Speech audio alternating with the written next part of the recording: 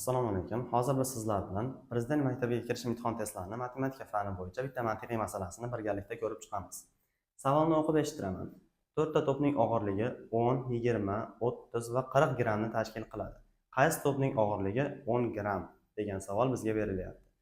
Mana bizda tarozilar berilyapti va 4 ta to'pni tarozilarda vaznlari, o'lchanishlari bilan ko'rsatib qo'yilgan.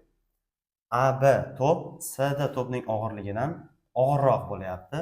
BD to'p esa C to'pning og'irligiga teng bo'lyapti. Bizda savolda so'ralyapti 10 gramm to'p qaysi biri deb.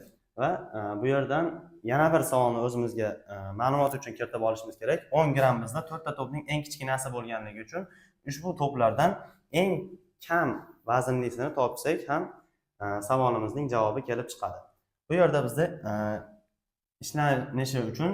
savol ishlanishi uchun eng yaxshi yo'l to'plarni birin-ketin variantlardan chiqarib yuborish bizda to'g'ri yo'l hisoblanadi. Nima demoqchiman?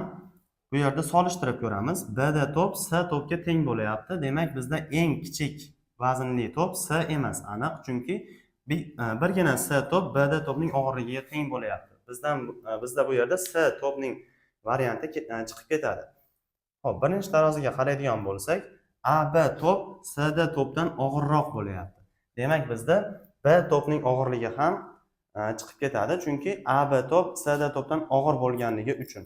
Xo'p, bu yerda endi C va D to'p bizda eng vazni kam to'plar qatorida turibdi. Biz boshida C to'pni ham eng vazni kam to'plar qatoridan birinchi o'ringa chiqarib yuborgandik. Bizda birgina qolayotgan javob D to'p qolyapti va bu yerdan yozib qo'yishimiz mumkin. Javob D to'p deb yozib qo'yishimiz mumkin bo'ladi. Ushbu masala sizlarga tushunarli bo'ldi degan umiddaman. Xato va kamchiliklar bo'lgan bo'lsa sizlardan uzr so'rab qolaman va keyingi videolarda ko'rishguncha deb xayrlashib qolaman.